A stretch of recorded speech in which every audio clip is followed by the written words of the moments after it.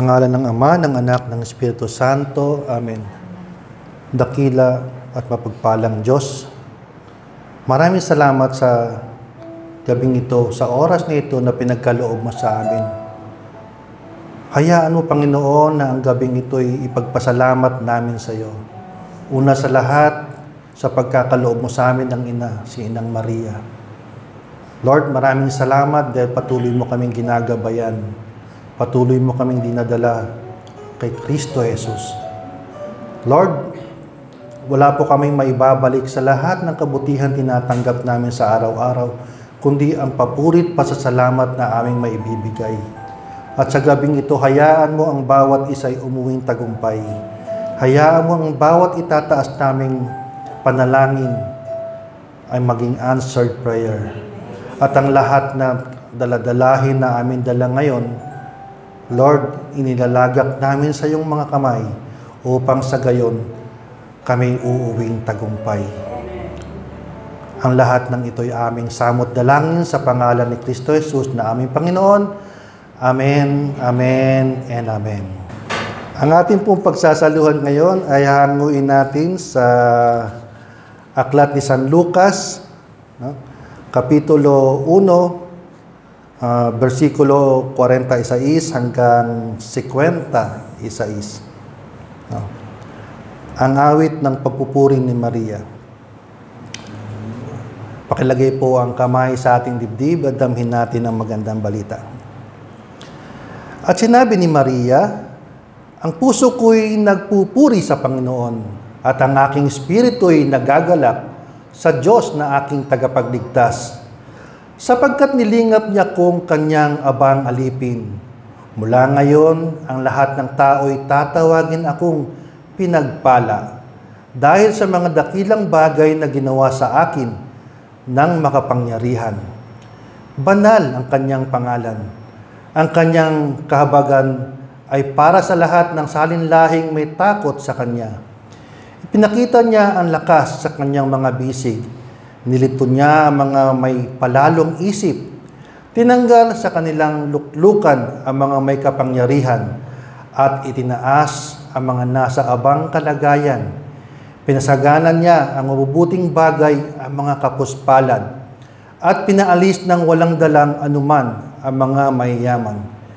Tinulungan niya ang mga Israel na kanyang lingkod at hindi niya kinalimutang kahabagan nito, tulad ng kanyang pinangako sa ating mga ninuno, kay Abraham at sa lahi nito magpakailanman.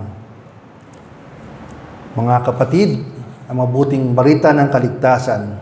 Pinupuri ka namin, Panginoon Jesucristo. Lapang po ating Panginoon. Isang mapagpalang gabi po sa ating lahat at ganun din po sa mga nanonood sa ating Facebook at YouTube. Okay? Ang topic po natin ngayon is pinangalanan kong The Greatness of Mama Mary. No? Ang ating pong binasa ay tungkol sa awit. No? Ang topic is ang awit ng pagpupuri ni Maria o Magnificat. No? Ang tao, pag kumakanta o pag umaawit, it's either emotionally up or emotionally down, no? 'Di ba kapag in love tayo, parang pag konting tugtog lang, nararamdaman natin na tayo'y kumakanta, 'di ba po? Amen. O halimbawa na lang, no? Pag sa kasalan, no? Naka-encounter ako sa kasalan, ang ganda-ganda ng ng parada. Lumalakad ang bride. Nung kumanta ng I remember so well the day that you came into my life. Bigla ngayong iiyak yung bride, di ba? So, parang kumbaga in love na in love. Tapos, mas humahagulhol yung tatay. Bakit? Gastos. Sa gastos siya umagbigay. Siyempre, dahil ang tatay, hindi naman niya matitis ang anak. Mas malaki ang Diba? Ang bibigay niya para sa anak na babae. So, ganun din po. Ang tao, kapag masaya, kumakanta. Pag malungkot, kumakanta. Sabi nga ni Saint Augustine of Hippo, he who sing, pray twice. Diba? So, ibig sabihin, si Maria ay galak na galak ng panahon na yon. Si Maria ay nagpupuri, siya ay nagpapasalamat with a great joy, with gratitude, and yung kanyang kanta ay may kahalong prophecy. No? So, ang sabi niya doon, no, sa English, the mighty one has done great things. Ginawa niya akong dakila. No? Kaya, ang Diyos ginawa siyang dakila. Ngayon, bakit kaya? Mamaya natin sasagutin yon. Ngayon ay birthday ni Mama Mary. No? At natatandaan ko rin po, siguro 2023, if I'm not mistaken, ako rin ang nag-talk noong birthday ni Mama Mary. At nagpapasalamat ako sa hindi sinasadya, favorite ako ni Mama Mary. Amen. Lakpakan po natin ang Panginoon. Now, sinicelebrate natin ni Mama ang birthday ni Mama Mary. Pero sa kalendaryo ng ating ng liturgy, apat lang po ang kino-consider natin na holy day of obligation. No, ibig sabihin obligation, obligado tayong magsimba. No, sa buong mundo, una yung Immaculate Conception, yung December 8 yon, di ba? Solemnity of Mary, Mother of God, yung pangalawa, at yung Nativity of the Lord, yung December 25. Yung Solemnity of Assumption, August 15, sineselebrate sa ibang lugar. Pero sa Pilipinas, hindi na. So, for your information, yun lang po. So, ang birthday ni Mama Mary ay sineselebrate natin, pero hindi obligation. Pero kung titignan po natin, no, i-minus 9 months, 9 nung pinanganak siya, babagsak din sa Immaculate Conception. So, titignan mo, kung susuriin mo, no, bakit napakahalaga nung pagdiriwang ng Immaculate Conception, no? Because it reminds us that life begins in the womb. Ang lahat ng tao, ang buhay nanggaling sa sinapupunan. Mahalaga po ito dahil dapat pinapahalagan natin ang bawat ina sa mundo. Amen? Amen. No? And that makes Mama Mary blessed. Kasi naging part siya ng redemptive plan of God. No? Kaya nga, yung unang Eva ay hindi na siya Eva, naging Abe. Pag sinabing Eva is life, no? In Hebrew, life. Ang Abe is salutation.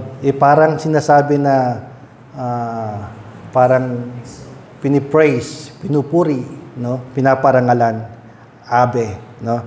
Ngaw, sabi nga kanina, the mighty one has done great things, sabi ko.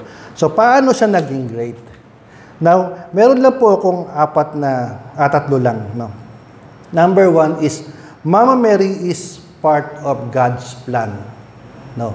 Pag sinabing God, plan of God, pag binalikan natin yung Christian philosophy, yung framework ng kaligtasan, meron pong apat na bagay. Creation, fall, redemption, at saka yung second coming or fulfillment o nung sabi ng iba, restoration. Now, tingnan natin kung ano ang role ni Mama Mary doon sa planong yon. First of all, yung creation. Ano ba nangyari sa creation? Sabi doon, nung create ang mundo, lahat magaganda, lahat mabubuti, no?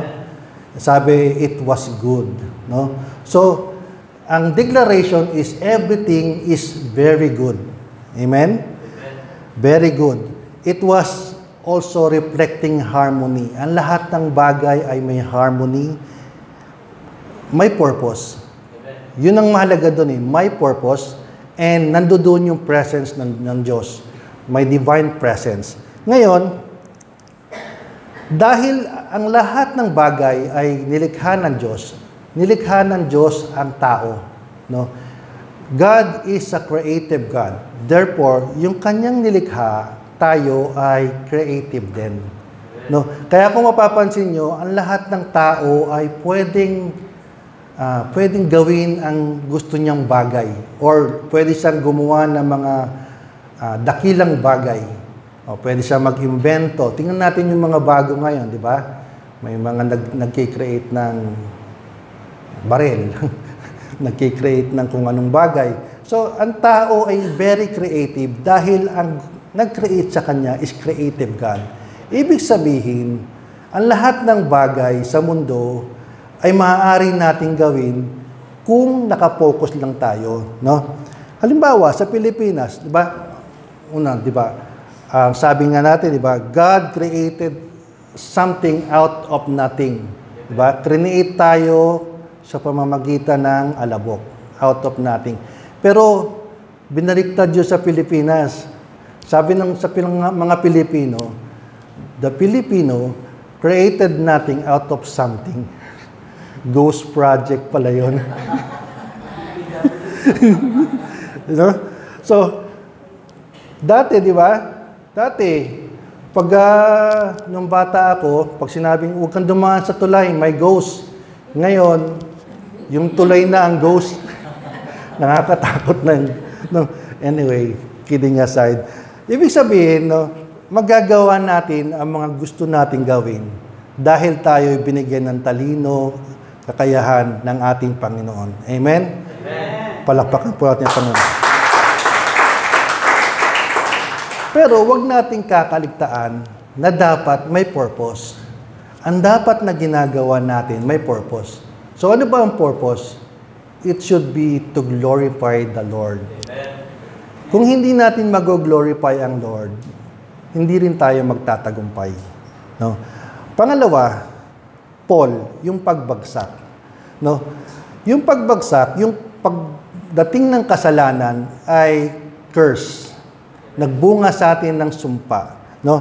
Sabi nga sa Genesis 3:6, when the woman saw that the fruit of the tree was good for food and pleasing to the eye and also desirable for gaining wisdom, she took some and ate it. She also gave some to her husband who was with her, and he ate it. So, kung titignan po natin sa talatang ito, nandito po yung pattern ng diablo. Ang pattern ni Satanas kung paano tuksohin ang tao. So, dapat tayong mga matatagal na sa gawain, dapat alam natin paano ba kumikilos ang diablo sa buhay natin. No? Una, ang sabi doon, no? The tree was good for food. Wala naman parang masama, no? Pero hindi mo alam, ito is lust of flesh. No? Lahat ng bagay ng temporary, kapag dinidesire mo ng sobra, no? Pera, ano ba yan? Position, everything, pagkain, pag sobra-sobra ang pagdidesire mo niyan, diyan ay lust of flesh. Amen? Pangalawa, ang sabi doon, and pleasing to the eye. Minsan makakakita ka ng mga bagay na, uy, ang sarap, di ba? Ang sarap kumain, ang sarap kainin dahil mukhang masarap. Pero pag binili mo na, hindi na masarap, tatapon mo na lang. No? May mga bagay na sa takaw tingin. No? Ibig sabihin, yung mga bagay na ito is masama. No? Tukso ito ng diablo. At ang pangatlo, ang sabi doon is desirable for gaining wisdom. No? Ibig sabihin, may pakinabang ako, pansarili. It's pride of life. Now, kung titignan natin sa temptation ni Jesus Christ, no, sabi niya doon, di ba, turn stone into bread. So ano yun? Flesh, di ba? Sabi nan. And then, pinakita niya yung buong kingdom, no? At sabi doon, sambahin mo ako. Oh, that is lust of the eye. At ang sabi doon, sabi niya, magpatihulog ka. Di ba? So, it is pride of life. Ibig sabihin, sa tatlong ito, kapag aware ka na sa sobrang desire mo ng isang bagay, magkakasala ka, dapat alam mo na ang gagawin mo pag nakikita mong tinutokso ka ng mga bagay na ito. Not necessarily na kikita mo agad na masama. Minsan, paunti-unti, akala mo hindi masama, pero in the end, nasilo ka na ng dyablo. Amen? Pangatlo, redemption. No? In redemption, ito alam naman natin lahat to, di ba? Nung pagdating ni Jesus Christ, nung nag-start siya ng ministry. So, and then, yung passion, death, and resurrection of our Lord Jesus Christ. And pangapat, yung second coming. So, ito malayo pa to. Pero, ang tanong dito is, nasaan si Maria sa apat na to? Nasaan siya? Now, kung titignan mo sa creation, parang wala si Maria, di po ba? Parang wala doon si Maria. Pero, philosophically, pag sinabing God, God is eternal. And His mind is eternal. And His plan is eternal. Tama po. Kung ang plano ng Diyos ay eternal, therefore, from the very beginning, before the creation, na nasa isip na ng Panginoon ang incarnation ng kanyang anak. Amen. And since nasa isip na niya ang incarnation, therefore, nasa isip na rin niya kung paano magiging incarnate. Tama po ba? Kasi, sabi nga natin, di ba, for God to become human, He need a woman. Di ba? Kailangan niya ng napupunan. Kailangan niya na magluluwal sa kanya. So, yun ang role ni Maria. No? And incarnation, and for God to be a human, He has to be born of a woman. Yung pala yun. Hindi ko nabasa. Now, Genesis 3:15, sabi doon, ito naman sa pagdating ng Paul, no? Nung nagkasala na ang tao, ang sabing to, and I will put enmity between you and a woman, and between your offspring and hers. He will crush your head, and you will be strike his feet. Ibig sabihin, no? Nung nagkasala ang tao, nireveal na ng Panginoon, ng Diyos, kung sino ang tatapat sa dyablo. Yun ay si Maria, no? So, ibig sabihin, naroon na si Maria, lalo na sa redemption, kasama siya ng Panginoon. Paano naman sa fulfillment, sa second coming? Ang sabi sa Revelation, siya ay reyna ng hari, ng langit at ng mundo. Amen? Purihin natin ang Panginoon. Now, number 2, Mama Mary was being prepared by God, no? Kung titignan natin kung sino sa inyo nagsimba kanina, ang ebanghelyo kanina is about genealogy ni Jesus sa ebanghelyo ni Mateo. Now, pag titignan nyo, sa ebanghelyo ni Mateo, pareho lang sila from Adam to Jesus. Pero pagdating kay David, dumaan siya kay Solomon at dumaan siya sa mga hari, sa anak ni Solomon. Kahit yung mga sumunod pang hari, tuloy-tuloy. Kung papansin niyo in the book of Luke, no, iba ang dinaanan ng linya ni Jesus. No? From David, hindi siya dumaan kay Solomon. Doon siya kay Nathan. Nathan is a prophet. Amen? at ang anak ni Nathan. So, ibig sabihin, yung linyang yon, linya ng pari, ng prophet, mga simpleng tao. Kasi, yung linya ng mga hari is merong stain ng blood. Merong stain ng kasalanan. Wherein, dito, mga simple, mga lingkod ng Panginoon. So, ibig sabihin, sa linya na dumaan dito sa kay Nathan, doon dumaan si Maria. At dahil si Maria ay ina ng Diyos, ina ni Kristo, ang dugo na nananalaytay kay Kristo ay kay Maria. Amen. Hindi, di ba? Amen po?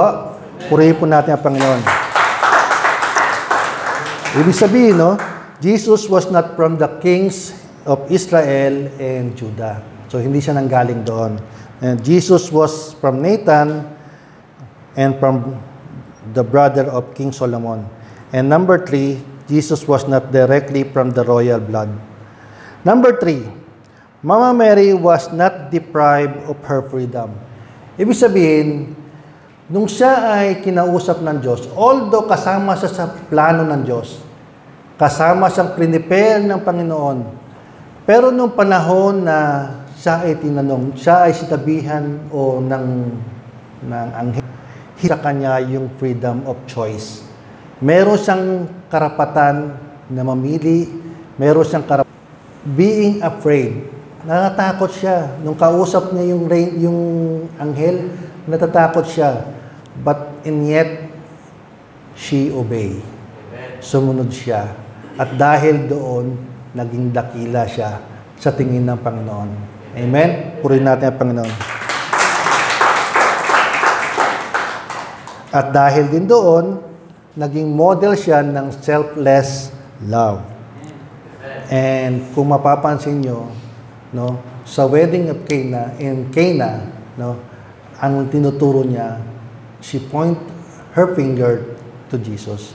So, ibig sabihin, kapag pinaparangalan natin ng mahal na ina, inilalapit tayo sa ating Panginoong Jesucristo.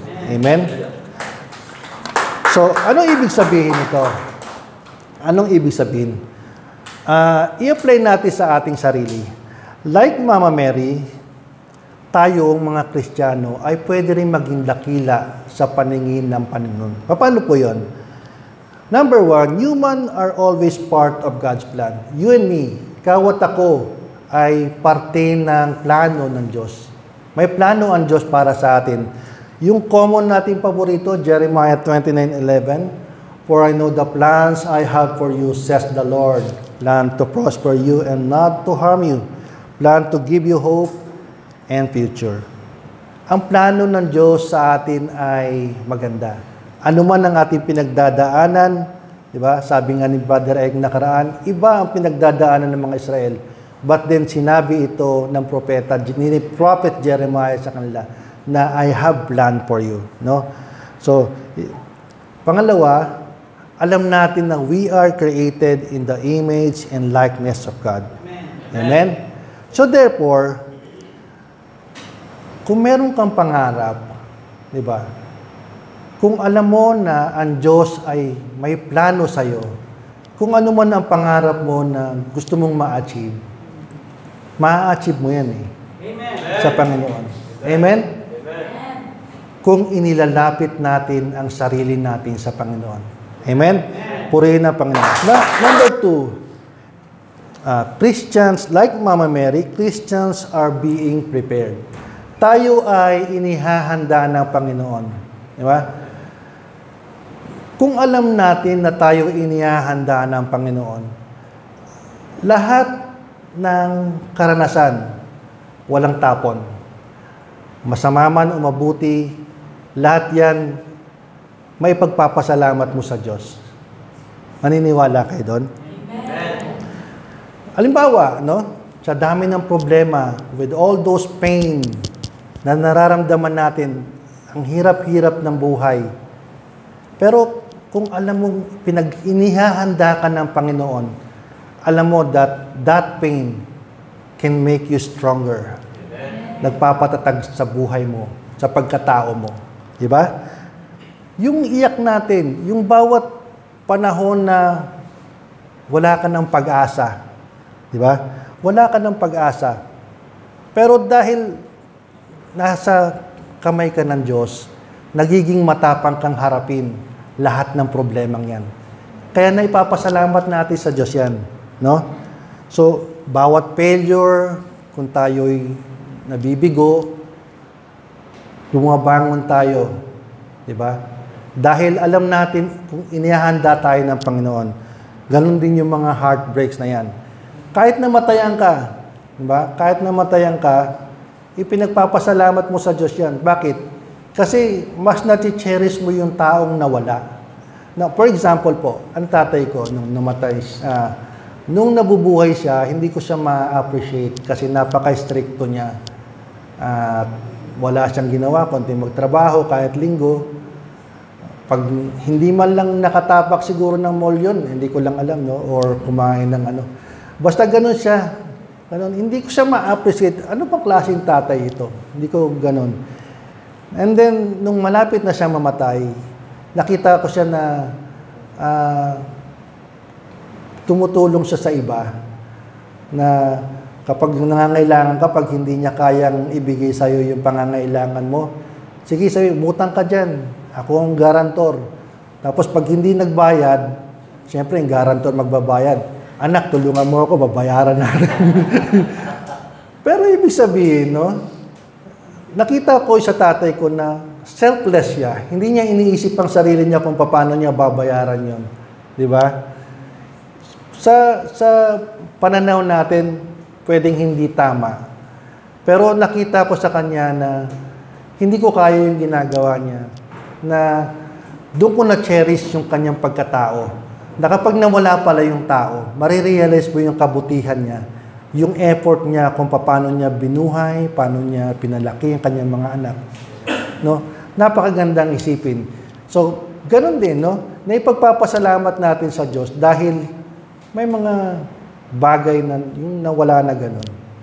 Kaya lahat ng yan ay ipinagpapasalamat natin kasi nare-realize natin tayo ay inihahanda ng Panginoon. Amen? Purin natin po sa gawain ito, di ba? Hindi naman lahat tayo magkakilala or magkakilala. Hindi lahat tayo magkakadikit, no? Minsan nagkakagalit tayo, nagkakaasaran, no? Pero alam nyo ba na sa mga lahat ng tao dito, lahat tayong magkakapatid, kung tutusin, wala rin tapon. Lahat tayo ipinagpapasalamat natin. Kung may mga mabubuting tao, mga taong nakakatulong, nauutangan natin minsan, di ba? Minsan, masabi mo na, salamat sa Diyos, may mga taong mabubuti. May mga taong nagbibigay ng saya sa puso ko. Tama po, brother, sister? Di ba? Salamat sa Diyos, may mga mabubuting tao. Pero paano kung masamang tao? Di ba? Kung masamang tao, masalamat din. Bakit? Kasi dahil sa masamang tao na yan, nagkakaroon tayo ng experience. Yung experience na yan, yan ang nagbumubuo ng ating pagkatao. Sample po sa inyo, ako po ay binuli 2012 yata yon. Binuli talaga ako dito. At dahil sa pambubuling yon, halos gusto ko nang pumatay ng tao nun. Pero sa gawain na ako nun. No. Binubuli ako. Pero alam niyo po ba, after kong malampasan yun, kasi nung time na binubuli ako, halos araw-araw ako nasa adoration eh. Pinagdadasal ko, pinagtitiri ko pa ng kandila, Lord, alisin mo na tong taon to. Oo, ganun. Pero dahil doon, na-realize ko, may natutunan ako. Sa experience na yon, no, natuto akong i-handle lang sarili ko sa lahat ng mga taong kaharap ko. Diba? Ang sarap ipagpasalamat sa Diyos yung mga bagay na yun. Ganun din po, yung paghalimbawa, mayroong mga tao na worse pa doon. No? Pag nakakita ka ng mga worse, parang nasa gawain na nga, hindi ka pa pinapansin. No? Parang, okay lang, silang, gawin mo na yan. Napaka-worse na tao, wala man lang ka-concern sa'yo. Pero ano pong epekto sa atin nun? Nagiging lesson para sa atin. Bakit? Kasi nare-realize mo na yung tao, yung pagiging worse niya, hindi ko tutularan. Dapat mas maging mabuting tao ako dahil nakita ko yung worst. So, dapat alam kong baguhin ang aking sarili. Amen? Puri na Panginoon. Yung mga nakakasama natin, no? Maganda rin po yun. Kasi nagiging parte ng kwento ng ating buhay. Halimbawa, no? Si Brother Eric, si Brother Ron, puro nakasama ko sa bahayan mga ilang taon. No? Maraming bagay na machi-cherish kami. Hindi man kami magkita o hindi na kami magkausap kahit kailan, pero magiging parte yan ng kwento ng aking buhay. So, ibig sabihin, lahat ng tao na nasa loob na to, best man siya, worst man siya, masama man ugali niyan, walang tapon yan. Lahat yan, paghahanda para sa pagkatao ko. Amen? Purihin natin ang Panginoon. Number 3, God gave us free will to make choice. Ibig sabihin, no, tulad ni Maria, hindi siya pinilit. Tayo ay merong choice sa buhay. No, tulad ni Maria, inihanda ka man, parte ka man ng plano, pero pag humarap ka sa Panginoon, hindi ka pinipilit ng Panginoon. Meron tayong free will. Ibig sabihin, no, sabi nga sa Deuteronomy 30, I have set before you the death, blessing, and curse. Therefore, choose life, and you and your children may live. No? Buhay at kamatayan. Piliin mo ang buhay. Isabihin tayong mga Kristiyano, tayong mga dumadalo sa gawain, piliin lagi natin kung ano ang nag-glorify sa Panginoon. Bakit? Dahil yan ang purpose ng ating buhay. Amen? At pakitaas po ng ating mga kamay. O Diyos na makapangyarihan sa lahat, Yahweh El Shaddai, maraming salamat sa mensahe na pinagkaloob mo sa amin, na kung saan ang aming Inang Maria ay isang modelo ng pag-ibig, na kung saan pwede naming matularan sa aming buhay. Alam namin, Diyos, na tinawag mo kami upang maging parte ng mga plano mo ng kaligtasan. At Lord, tulad ni Maria, natatakot man kami, Lord, we will obey. We will say yes. Dahil alam namin, Lord, sa iyong mga kamay, walang tapon. Ang lahat ay blessing. Ang lahat ay victorious. Ang lahat ay uuwing tagumpay. Sa pangalan ni Kristo Jesus na aming Panginoon. Amen.